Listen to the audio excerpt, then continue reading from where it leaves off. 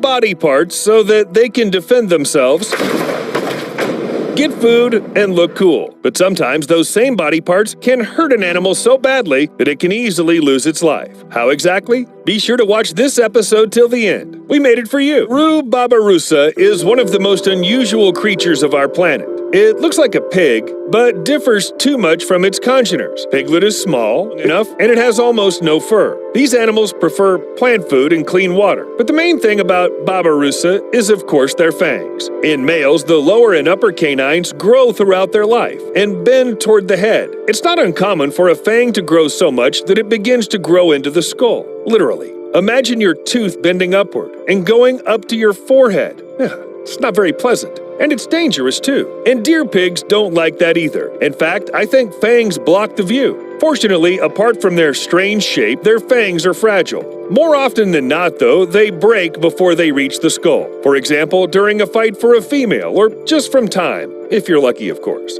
Unlike deer pigs, things are much sadder for common reindeer.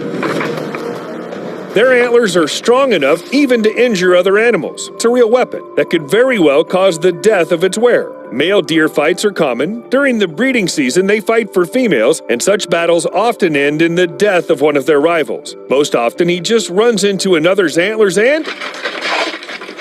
But during the fierce fight, the hapless males may also clutch the antlers so tightly that they can't deal with this situation by themselves. The end is very sad. The reindeer can't get up, can't eat, are deprived of the possibility to drink, and just slowly die. Nature can be ruthless. And if it takes place near the water, the reindeer can not only clash, but fall through the ice together, then freeze, also together. But sometimes the animals are lucky and people notice their misery in time. It's enough to cut out a couple of antlers or shoot them off. Whoa, fella.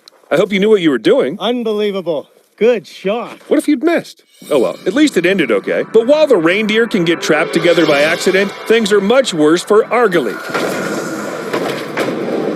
These wild rams are considered the largest, can weigh over 100 pounds, and look quite menacing, especially if you look at their large, strong, corkscrew-shaped horns, which Argali use to protect themselves from predators and to fight for females. However, despite their majestic appearance, the fate of these wild rams is sometimes tragic. The horns, which are meant to be a powerful weapon of self-defense, can lead the animal to a slow and painful death. The older the Argali get, the more likely it is that their horns will begin to grow in the wrong direction and eventually pierce the ram's faces. Slowly and painfully, they will penetrate deeper and deeper until they result in death, either from infection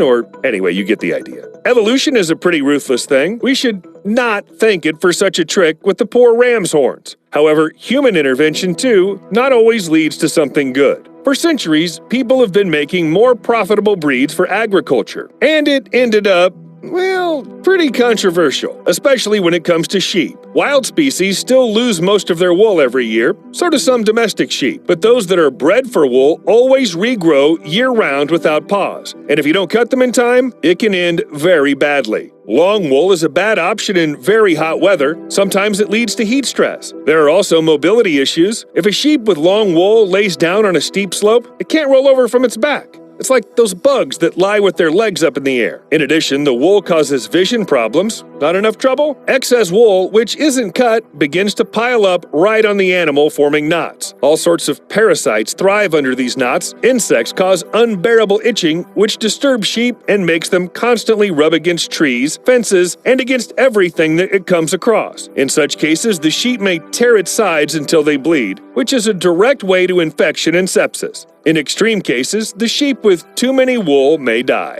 So sheep need regular visits to the sheep barber, and here's another absurd fact for you. Donkeys need manicures. I'm not kidding. Like horses, most donkeys need their hooves cut at certain intervals. It's usually every 6 to 10 weeks. You got it right. Horses are subjected to this procedure as well. If the hooves aren't cut, the animal loses its ability to walk straight, which causes trauma, discomfort, and shock to everyone who sees the bent hooves, because it's a really creepy sight. I wonder how wild donkeys deal with that. And yet there are so few wild donkeys left that I guess hooves would be the least of their problems. Being a hoofed animal is quite difficult because nature constantly strives to give you a death test. Even the most common places can become dangerous if the temperature drops a bit. Honestly, I don't know how deer end up on the ice and so far from the bank. An animal caught in such a situation is doomed if people don't come to help. Yeah, let's get that other front leg.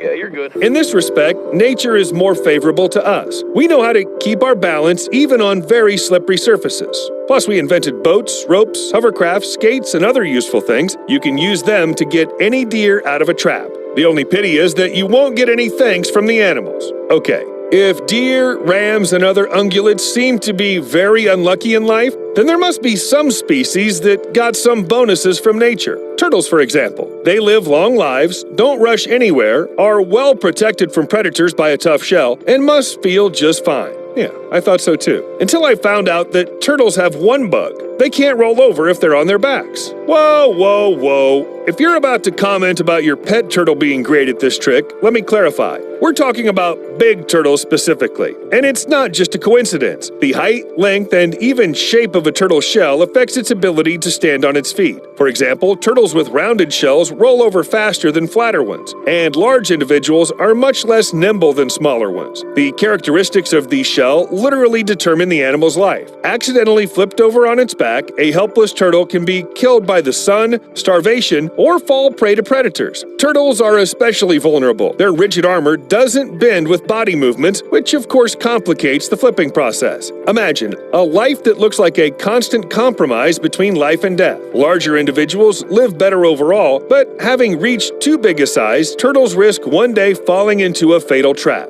For males, the issue of flipping is perhaps particularly important. In the process of fighting for females, they often fight and try to turn their rival over on their backs. But it would seem that large individuals clearly have an advantage. But once the big turtle loses, it'll never get up on its paws again.